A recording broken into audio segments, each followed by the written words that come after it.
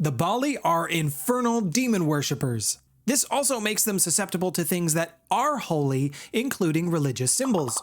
Their clan history is very tied to quite a few other vampire clans, and to Saulot himself. So let's get into the Baali. The Baali have at least two identities that they present. One that they show to others that they meet out in the world, the other they show to their clan.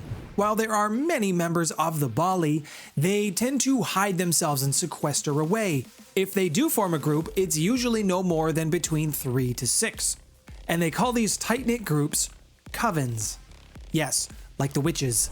And speaking of black magic, they only meet in these groups, in these covens, to perform dark rituals or discuss matters of great importance. While they do maintain smaller group sizes for their covens, this helps maintain their air of mystery because they don't let outsiders in. This of course leads to rumors about the Baali clan, and some believe that they are just infernalists hell-bent, see what I did there, on destroying the world. Some believe that they are actually trying to protect the world, and they do this by sacrificing lives or humans to the infernal demons to keep them at bay. Whatever their goals are, they will take any ally or help that they can get. They have been known to perform some dark rites and rituals with black spiral dancers. And any grand ritual that involves these two is not a good sign for anyone around the area. Now, to be considered an infernalist, which most Baali members are, you must align yourself with some sort of demon or hellspawn creature. Sacrificing your soul doesn't come without some benefits to you. Any power gained through these demonic contracts, they are considered demonic investments. These allow infernalists to tap into sources of power that they would normally not have access to. Specific disciplines, sorceries that are aligned with the powers of hell. Throughout history, the number of Baali clan members has swelled, it has contracted. And when these events happen, it can make it a little harder to distinguish them either as a clan or as some kind of bloodline. They recruit and initiate humans into the clan after they've been turned, if they can prove themselves worthy. We'll talk about that ritual in a bit. But they also accept members from other vampire clans. And this further confuses the issue of the Baali as to whether they are a sect or a cult, basically. And while the origins of the Baali clan are shrouded in mystery, what is for sure is that the Baali clan united the 13 vampire clans against them for the Baali Wars. A hallmark of anyone in the Baali clan, although they don't necessarily have to be, is a contract or a pact with a demon.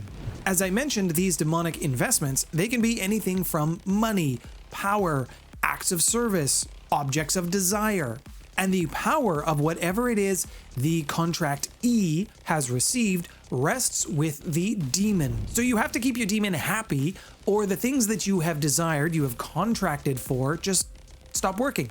And when you enter into a contract with a demon, you will receive a devil's mark, which is often referred to as the witch's nipple, or a witch's nipple. It is also possible to have more than one mark, depending on how many contracts and demons you tend to serve. In each case, the devil's mark is a mark of ownership. It is also a representation of the bond between yourself and the demon. And under this mark you receive, you are more susceptible to damage from angelic powers, holy magics, rites of the church or religious symbology, and even true faith. True faith is a power that is held by the truly religious devout.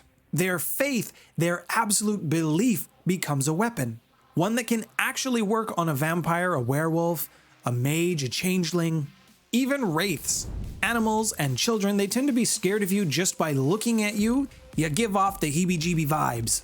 It is also possible to entirely remove your mark and absolve yourself of your contract to your demon, but that requires getting forgiveness from God, and those who enter into these contracts tend to not want to submit themselves to the power and authority of someone else.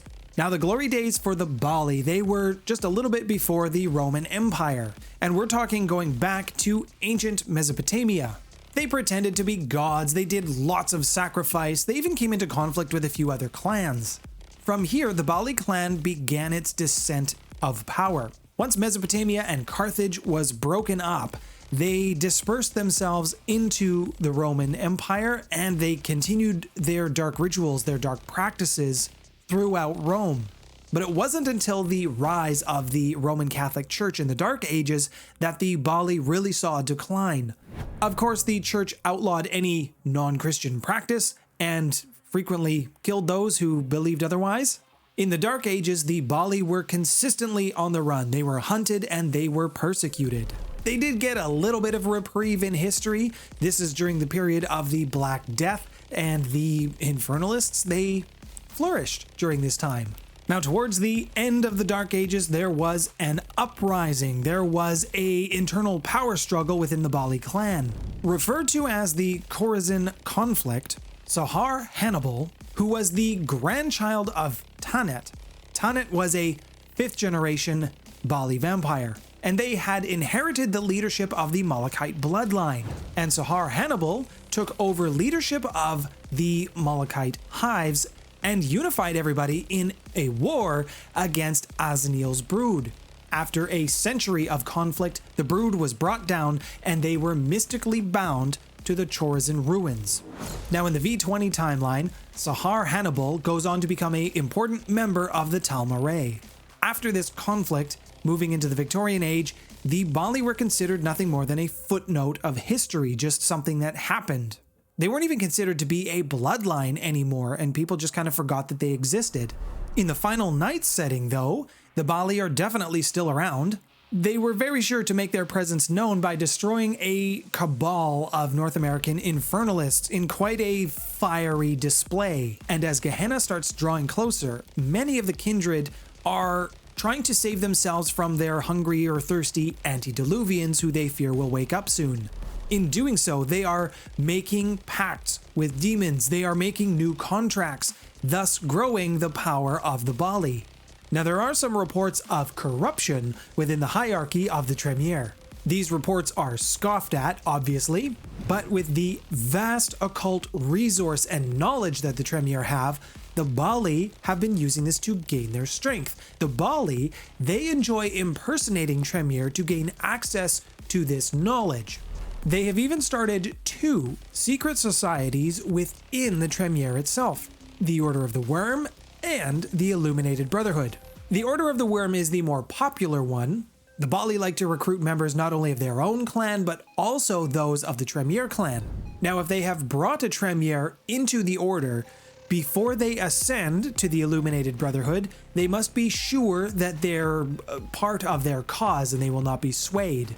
And once their corruption is ensured, that's when the tal'mahe'ra initiate gets to meet the Baali masters. Now, because tal'mahe'ra diablerized Saulot, as the story goes, Saulot's blood runs through tal'mahe'ra, and there was a shift that happened in the bloodlines. The shift was so subtle that only masters of thaumaturgy are able to even detect the difference. The Baali that have infiltrated the Sabbat, they have, in some ways, their job is easier, and in some ways, their job is much harder. The Sabbat vampires have forsaken their humanity. This makes ritual sacrifice much easier. But there is the small problem of the Inquisition, so this will limit what some members of the Baali clan can do. But no matter if you're a Sabbat or a Camarilla Baali, the goal is the same: to turn everyone in the Sabbat and the Camarilla to their infernal masters and make everyone go to hell, basically. I did say that I would talk about the Baali embrace, so here's what the Baali are looking for before they embrace someone. And their ritual is a little different, in the sense that they're the only clan or bloodline that gives their victim, or the person that they are trying to turn, they're the only one that give them a choice in it.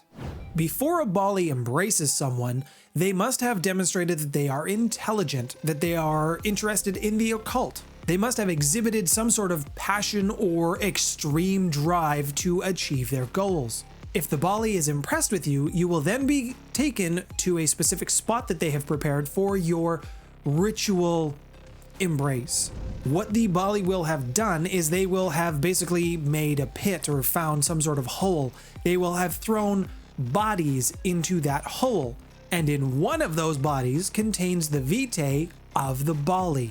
And the Baali will hide their vitae or their blood inside the heart of one of the corpses. The victim will then have to search the pile of bodies for the heart that has the blood in it, and then they will have to drink it.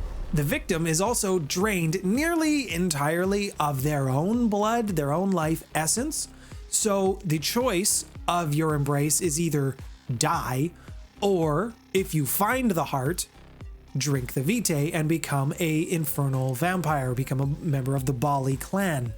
Of these organ pits, as they are called, there was a particularly famous one in Damascus, and it was managed by a Methuselah named Anazir.